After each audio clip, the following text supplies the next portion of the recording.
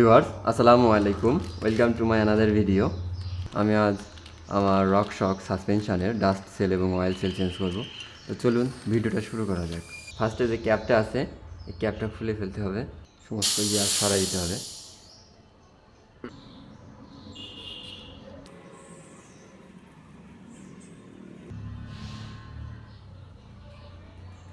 এরপরে 24 নম্বর সকেট দিয়ে এগুলো খুলে ফেলতে হবে।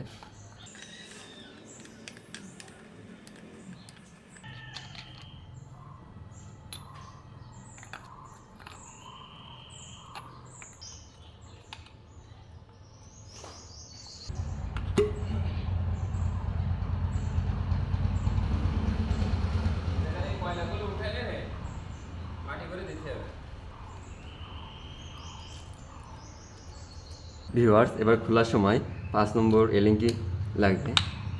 খুলে 3 থ্রেড খুলবেন, লুজ দিয়ে 3টা থ্রেড লুজ দেবেন। আমি অনেকখানি খুলে ফেলছি। এরপর এখানে হ্যামার দিয়ে বাড়ি দিতে হবে। বাড়ি দেওয়ার কারণ হলো এখানে এসে লক হয়ে গেছে, এর মাঝখানে যে এক্সেল আছে এক্সেলটা এখানে এসে লক হয়ে গেছে। বাড়ি দেওয়ার কারণে এটা এখান থেকে সরে যাবে।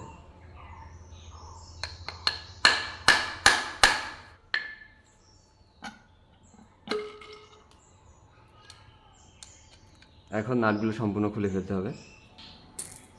খুলে টান দিলেই সাসপেনশন খুলে আসবে। দেখতে পাচ্ছেন কি অবস্থা। আমি অয়েল সেল খোলার জন্য এমন একটা টুলস বানিয়ে নিয়েছি, দেখতে পাচ্ছেন।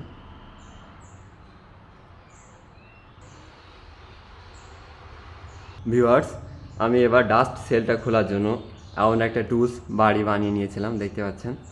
এটা এখানে দিয়ে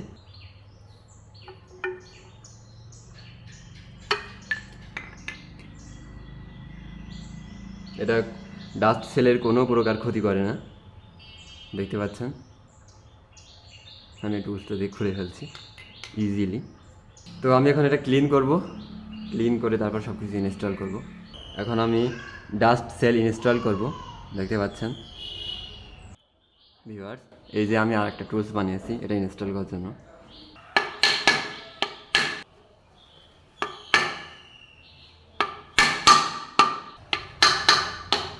দেখতে পাচ্ছেন কত সুন্দরভাবে ইনস্টল করা হয়েছে।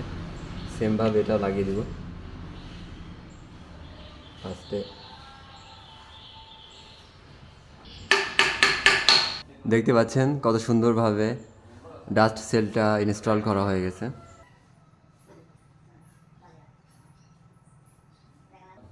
এখন আমি অয়েল সেলটা ইনস্টল করব।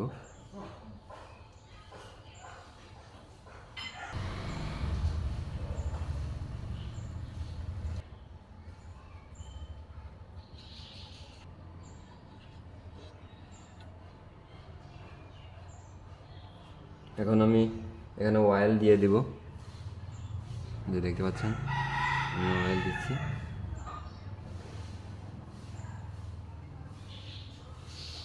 আমি এখন সাসপেনশনটা অ্যাসেম্বল করব, তো আমি এখানে একটু অয়েল দিয়ে নিব ডাস্ট সেলে। ফর্কেও একটু দিয়ে নিলাম যেন ইজিলি ঢুকে।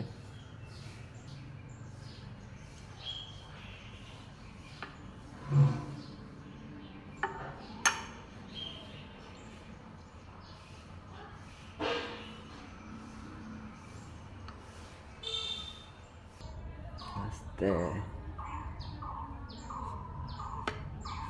ভিউয়ার্স দেখতে পাচ্ছেন আমার এই ঢোয়ানো শেষ। এখন আমি লোয়ার লেগে 10 ml করে অয়েল দিব। প্রত্যেকটা লেগে আমি এখন 10 ml করে অয়েল দিব।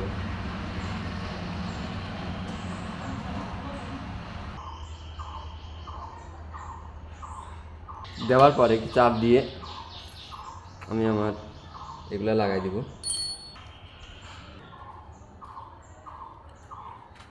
ভিউয়ার্স এখন আমি আমার যে W5 ছিল এই অয়েলটা এখানে দিয়ে দেবো, প্রায় 70 ml মতো।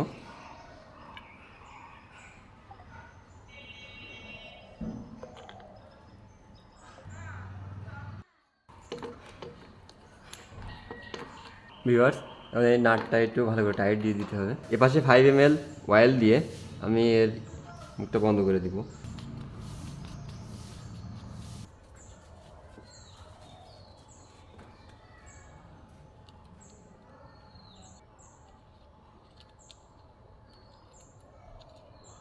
এটাও ভালো মতো টাইট দিতে হবে ভিউয়ার্স।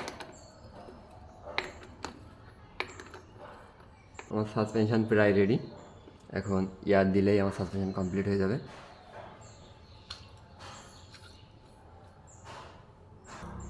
তো ভিউয়ার্স, আমার ভিডিওটা ভালো লেগে থাকলে অবশ্যই আমার চ্যানেল সাবস্ক্রাইব করবেন আর পাশে থাকা বেল আইকনটি প্রেস করতে ভুলবেন না। আসসালামু আলাইকুম ভিউয়ার্স।